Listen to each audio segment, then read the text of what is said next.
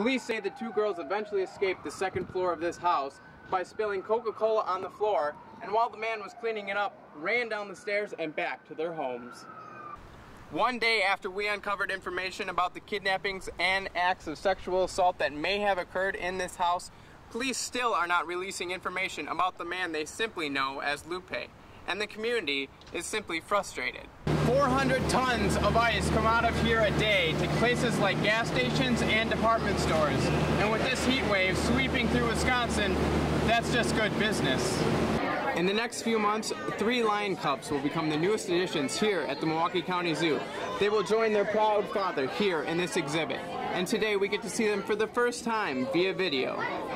Alderman Wachowski is saying the name change is mainly budgetary, but the majority of the voices in the room are claiming tradition and shooting the proposal down.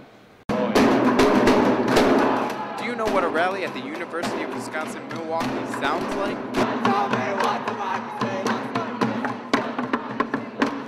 Add Wisconsin's budget battle in the mix. And it's a walkout by the Students for a Democratic Society.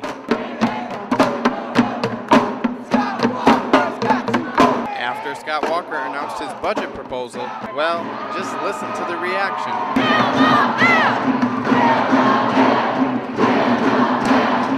To legislation that plans to cut $834 million in aid to K-12 public schools. Protesters of SDS rallied here in the Union. They're now going to walk around campus and meet in Spates Plaza, where public speakers will discuss the ramifications of Scott Walker's state budget bill. Students of Wisconsin unite! We have nothing to lose but our governor! Taking away our education isn't going to help us, and it's not going to help the rest of the world, because there's a lot of future leaders in school right now. You know, there's people that are going to be professors, teachers, politicians, everything.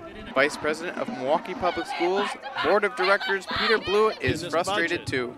You know, it's sad that we would be dismantling public education and not investing in it when countries around the world like China are pouring billions and billions of dollars in new money into education.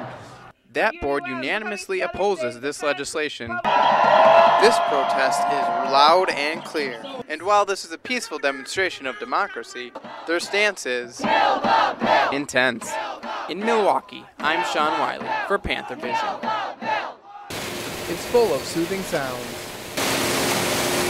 with a chilling atmosphere. Just ask Anthony Lucchese of the Arctic Glacier Ice Factory in Menominee Falls. It takes 20 minutes and I get really cold. I have to come outside for a little bit and warm up. It starts in this frosty 15-degree storage room with winds that can reach up to 30 miles an hour. Hence the heavy clothing. Anthony is one of the many hands on deck when this factory is packing and wrapping at full speed. 400 tons of ice come out of here a day to places like gas stations and department stores. And with this heat wave sweeping through Wisconsin, that's just good business. We've had about 14 straight trucks go out today, as well as a few semis, and we're getting ready for the Waukesha County Fair, which is its own semi, and we've already had several reloads today. Also shipping to distribution plants in Neenah and Wausau. With a 10% increase in sales, Patrick says business is blazing.